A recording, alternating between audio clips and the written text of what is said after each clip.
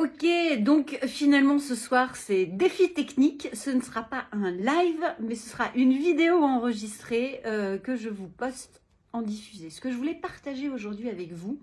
dans les prises de conscience, c'est la notion de culpabilité qu'on peut retrouver dans la vie perso ou dans la vie pro.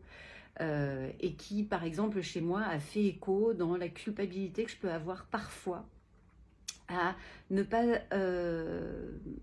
créer de changements assez significatifs chez mes clients pour leur permettre d'atteindre leurs résultats. Et parfois, dans le passé, j'avais tendance à ressasser et à culpabiliser de ne pas être une bonne coach vis-à-vis de ça. Et ce dont je me suis rendu compte, notamment dans les discussions de la journée aujourd'hui, c'est que de toute façon, on fait toujours de notre mieux là où on en est, avec le jeu de cartes que l'on a entre les mains à ce moment-là. Et ça, c'est OK. Et du coup, pour dépasser ce sentiment de culpabilité, c'est surtout d'aller voir quel est le cadeau déguisé ou mal emballé qu'a généré cette situation-là. Il y a forcément quelque chose à apprendre, il y a forcément une leçon à identifier dans cette situation, et avec beaucoup plus de légèreté, ensuite de se dire « Ok, j'ai peut-être pas suffisamment posé le cadre avec mon client, peut-être que je ne l'ai pas suffisamment rappelé régulièrement, le cadre du coaching qui est justement d'y aller 100% responsable, de se rappeler que tout changement vient de soi mais ne peut pas venir de l'autre. Peut-être que dans le cadre que j'aurais pu rappeler à ce moment-là, c'est d'être 100% honnête et sincère vis-à-vis de soi pour pouvoir regarder avec beaucoup de lucidité et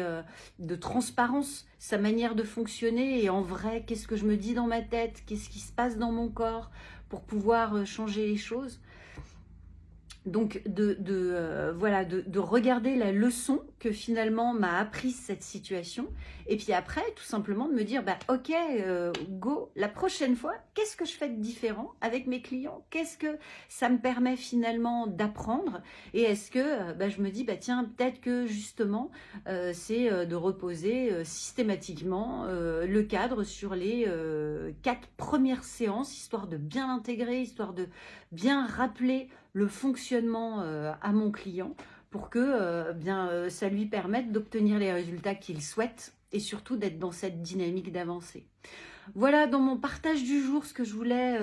évoquer avec vous. Et bien sûr, je sais, je suis la seule à partager cette difficulté ou ce challenge de la culpabilité qu'on retrouve pas mal dans les travers féminins. En tous les cas, c'est dans cette optique de croissance permanente, de se dire il n'y a pas de bonne ou de mauvaise situation, il n'y a que des situations d'apprentissage. J'ai que des cadeaux déguisés, la vie est magnifique et elle nous met sur le chemin des cadeaux mal emballés, comme diraient nos amis québécois. Et l'idée, c'est juste de s'arrêter, de le déballer, de se dire chouette, je vais pouvoir tester quelque chose de différent la prochaine fois. Et aussi de lâcher prise pour juste passer à l'action, dédramatiser. C'est vrai que peut-être qu'il y a des ancrages aussi sociétals, et je repense à notre éducation familiale, notre éducation aussi à travers le système en France de l'éducation nationale, où on est plutôt en train de pointer du doigt sur ce qui ne va pas et pas forcément valoriser la dynamique d'apprentissage, la dynamique de croissance. En tous les cas, aujourd'hui, en étant adulte, on a ce choix de regarder les situations telles qu'on en a envie et surtout telles qu'elles nous permettent de progresser et d'évoluer.